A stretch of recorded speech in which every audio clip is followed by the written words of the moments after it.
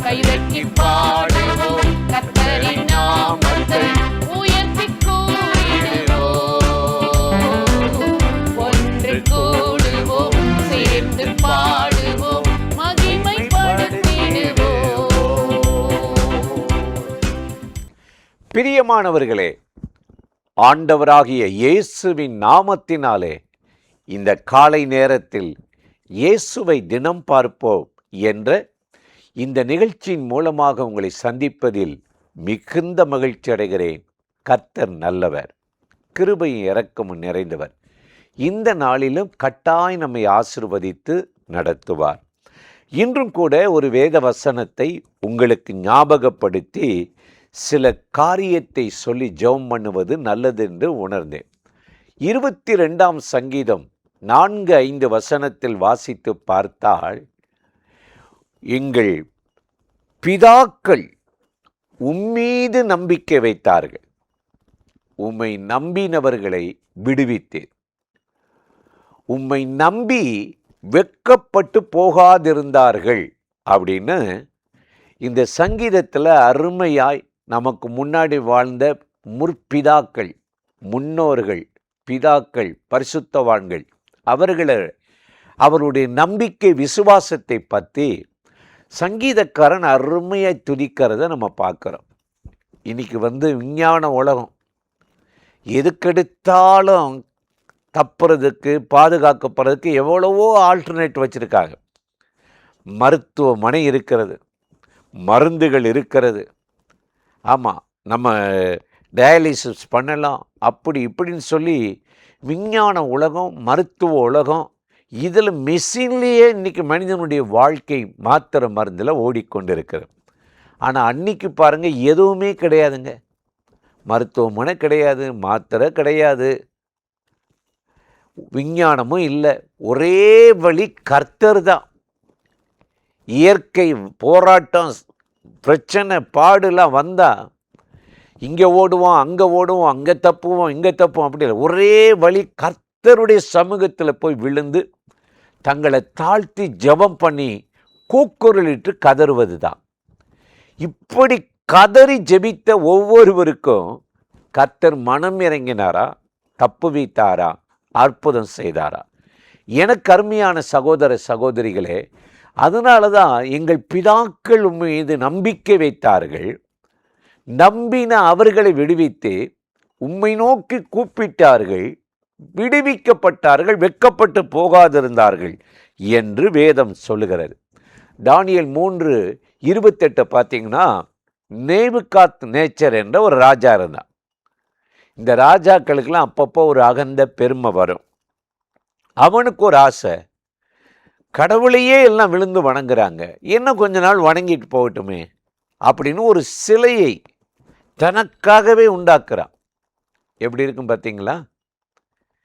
இன்னைக்கு சாத்தான் அப்படிதான் அங்கங்கே நிறைய உருவாக்கிக்கிட்டே இருக்கான். அப்போ அதை விழுந்து எல்லாரும் வணங்கணும் சொல்கிறான். விழுந்து வணங்காதவங்க தீச்சூளையில் போடப்படுவாங்க. ஒரு கட்டளையும் போட்டான். எல்லா தேசம் விழுந்து வணங்கிட்டாங்க. எதுக்கு அந்த ஆளுக்கு போய் நம்ம பாதுகாக்கப்படணும், நமக்கு ஜெபம் பண்ண முடியாது, உபவாசிக்க முடியாது, கர்த்தரையும் நம்ப முடியல, விழுந்து வணங்கிட்டு போயிடும். எல்லாரும் ஆமாசாமி போட்டாங்க. ஆனால் 3 வாலிபர்கள் மட்டும் கர்த்தரையே நம்பி ராஜாவின் கட்டளைக்கு பயப்படாமல் தீச்சூளையில் தள்ளப்பட்டாங்க. ராஜா காலையில் பார்க்குறான், செத்துருப்பாங்க, சரீரம் இருக்காது, எலும்பு இருக்காது, நரம்பு இருக்காதுன்னு பார்த்தா 3 பேரும் கர்த்தரை துதிக்கிறாங்க. தானியேல் 3:28 சொல்லுகிறார், நேபுகாத் நேச்சர் இவர்கள் தங்கள் தேவனை தவிர வேற யாரையும் நாங்கள் நம்ப மாட்டோம் என்று ராஜாவின் கட்டளைக்கு பயப்படாமல் தங்கள் தேவனையே நம்பி அவர் மேல் நம்பிக்கை வைத்ததனால் கர்த்தர் தம்முடைய தூதனை அனுப்பி தாசர்களை விடுவித்தார். ராஜா சொல்லுகிறார், கர்த்தர் தூதனை அனுப்பினார், அவருடைய தாசர்களை விடுவித்தார். எப்படியா? நம்பி ராஜாவின் கட்டளைக்கு பயப்படாமல் தேவனையே நம்பினார்களாம். இன்னைக்கு வாழ்க்கையில் வருகிற போராட்டம், பிரச்சனை, எதிர்ப்புகள், வேலையில், வியாபாரத்தில், ஊழியத்தில், பிள்ளைகளால் வருகிற நெருக்கடி எப்படி சமாளிக்கிறீங்க? யாரை போய் பார்க்கலாம், எந்த வக்கீலை பார்க்கலாம், எங்கே கோர்ட்டுக்கு போகலாம், எந்த காவல்துறை பார்க்கலாம், எந்த ஆள்பல நமக்கு இருக்குது? அப்படித்தான் இன்னைக்கு உலகம் ஓடிட்டு இருக்குது. கர்த்தரை நம்புவதற்கு பதிலாக மனிதனை நம்புகிறோம். 118 சங்கீதம் 8-9 வசனத்தை வாசித்தால் சங்கீதக்காரன் சொல்லுகிறார், மனிதனை நம்புவதை பார்க்கிலும் கர்த்தர் மேல் பற்றுதலாய் இருப்பதே நலம். சொல்லிட்டு அடுத்து சொல்றாங்க, என்ன சொல்ற தெரியுமா?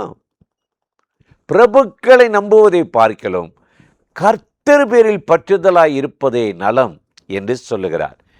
இன்றைக்கு இந்த காலை நேரத்தில் இந்த வார்த்தையை கேட்டு இந்த நிகழ்ச்சியில் இணைந்து ஆண்டவரை துதித்த நீங்கள் இன்னைக்கு வருகிற போராட்டம், பிரச்சனை, பாடுகளில் கர்த்தரை நம்புங்க.